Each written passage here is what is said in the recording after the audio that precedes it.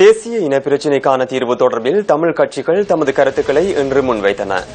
யாழ்ப்பாணத்தில் இன்று சில கட்சிகள் அழைக்கப்பட்டு திறந்த மேடையில் அவர்களின் கருத்துக்களை தெரிவிப்பதற்கான சந்தர்ப்பம் வழங்கப்பட்ட போது பல்வேறு தரப்பினரும் பல்வேறு வகையான கருத்துக்களை தெரிவித்தனர். ஒரு சமஷ்டி அடிப்படையிலான தீர்வு இருக்க வேண்டும் என்பது, இதை தீர்ப்பதற்கான நாங்கள் எடுத்துள்ள நடவடிக்கை என்னவென்று சொன்னால், முதலிலே எங்களுடைய நிலைப்பாட்டை தெளிவாக இந்த தேர்தலில் நாங்கள் முன்வைத்திருக்கிறோம். அது மிக முக்கியமானது. 13ஆம் திருத்தத்தின் கீழ் தான் அதிகூடிய அதிகார பகிர்வு ஒற்றையாட்சி முறையின் கீழ் கொடுக்கப்பட முடியும் என்பது 87ஆம் ஆண்டு நீதிமன்ற தீர்ப்பிலிருந்து எங்களுக்கு புலனாகிறது.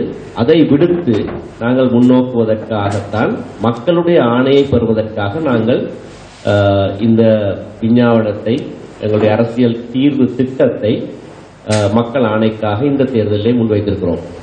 தாயகத்தில் வாழ்கின்ற மக்களையும், புலமையில் வாழ்கின்ற மக்களையும், தமிழகத்தில் வாழ்கின்ற மக்களையும் கூட்டணித்து ஒரு அரசியல் போராட்டத்தினூடாகவும் சர்வதேச அரசியல் கூடாகவும் நாங்கள் எங்களுடைய உரிமைகளை எதிர்க்க முடியும் என்பது ஒரு திடமான நிலைப்பாடு. 13வது திருத்த சட்டத்தை முழுமையாக நடைமுறைப்படுத்துறதில் ஆரம்பித்து கட்டங்கட்டமாக போக வேண்டும் என்பதுதான் எங்களுடைய நிலப்பாடாக இருந்தது. 13வது திருத்த சட்டத்துக்கு முதலும் அதுக்கு பிறகும் எவ்வளவு ஒப்பந்தங்கள் பல்வேறு தரப்புகளால் செய்யப்பட்டும் அது ஒரு கிழித்தறியப்பட்ட அல்ல நடைமுறையில் இல்லாத நிலைமை தான் இலங்கை வரலாற்றில் காணக்கூடிய மாதிரி இருக்கு.